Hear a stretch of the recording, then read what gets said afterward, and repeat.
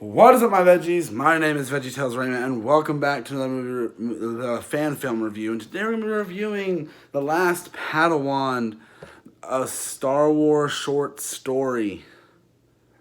Wow, was this fun! It was only like 20 minutes long, but boy, did I have a lot to say about it. First things first, the atmosphere about this, and trying to make it seem like this is the last Padawan out there trying to survive, is really like, and just being out there and like being like he's like the last one out there, and that's really like that's the atmosphere they were going for. They really aced that, and I really liked that. The guy that playing the last Padawan, I don't really give him a name unless they said it in the little, the da with the scrolling text, which I didn't read, but whatever. I'm gonna say the same thing. I don't remember what the channel was that did this one, but I'll put a link in the description to the video anyway. I don't remember the name of the channel, but I'm gonna put a link down there. But this movie had so much going for it, and it had great look. Like the lightsaber battle that was in this was really nice. I liked it was a lightsaber battle. I didn't enjoy it as much as I enjoyed the last Star Wars fan film I reviewed, but this one, it had some great atmosphere to it, and just a lot of time and effort you can tell was put into the cinematography was shot well. Little thing with the battle scene, there was like a glare that I really didn't like that I saw on the screen. I don't know what that was about, but I really didn't enjoy looking at that. But from what this had and what it showed, it was so neat and so interesting about what they did with this film, and it was so much fun to see what they could do with this concept. And you get to see there's not like the last fan film I reviewed. There's not a lot of characters in this, but there's more in this than the last one I reviewed. But there's a lot of interesting atmosphere to this movie. A bunch of fun things that can happen within this movie that just happens, and it feels like it fits right in with the Star Wars universe, which is a great thing for one of these films to do. Now, when you just sit there and watch this movie, and if you walked in on somebody watching this, you'd be like, oh, I was watching a Star Wars movie. You could mistake this for an actual Star Wars movie, even though it's only like 20 minutes, but still. You could mistake this movie for a full-on Star Wars movie, which is super cool. That's how good this movie looks, is that this can look like a full-on Star Wars movie. And it just, like, the costume designs are really great. The bad guy in this, he's got like a weird, you can feel like an Imperial type thing with the bad guys.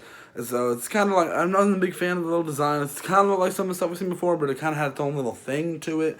The lightsaber scene, even though it was short compared to some other lightsaber fights we've had in like actual Star Wars movies, and compared to the last fan film I watched, there was some interesting stuff in this.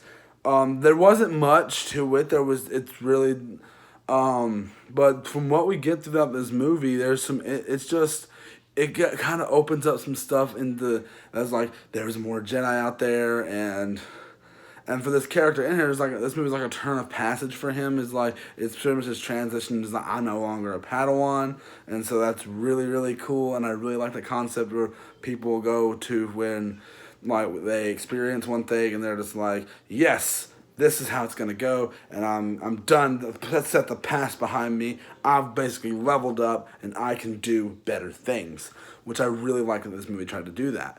And once again, with this movie being so short, there's not much to talk about. But another thing is, though, with it being so short, there's still so much jam-packed in here. And it doesn't feel cramped. And doesn't feel like there's too much. And doesn't feel like they're trying to shove too much into 20 minutes.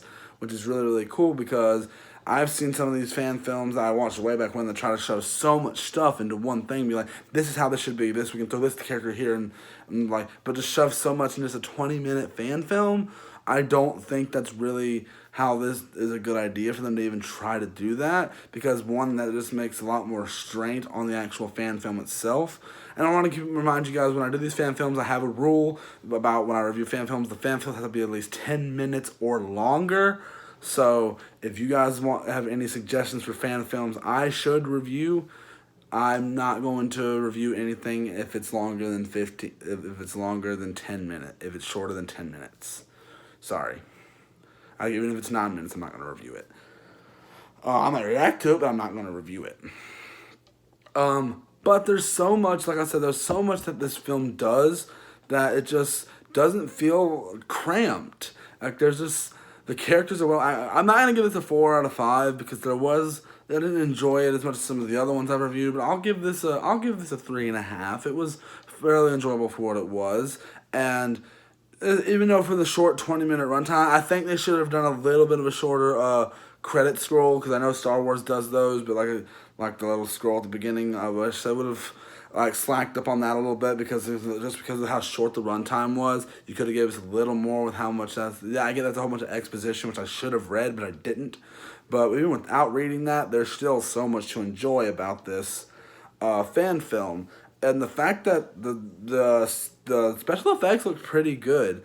The lightsaber fight, there wasn't no like a over the top like flips and stuff like that, which was a little upsetting because I really like that stuff in Star Wars battles. But like if you look at some of the earlier the original trilogy, there's not that stuff.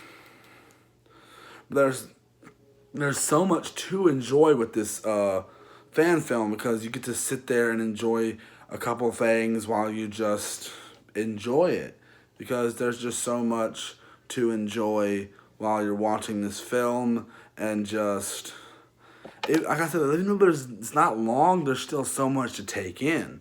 And I find that's a really good way to indulge your audience in this type of medium, because you're taking an existing concept and adding on to it, and you did a really good job of adding on to some Star Wars stuff. Yes, you did not use any existing Star Wars characters. I applaud you for that. I really like that you were able to throw some original characters at us, and yeah, there's some mention of the Empire and all that stuff, but there's basically all the characters that are in this are original, and the story is original. We get to see some stuff that we haven't really seen in a Star Wars movie. Like, I like when things go and take this smaller route. That's one reason why I liked Rogue One so much.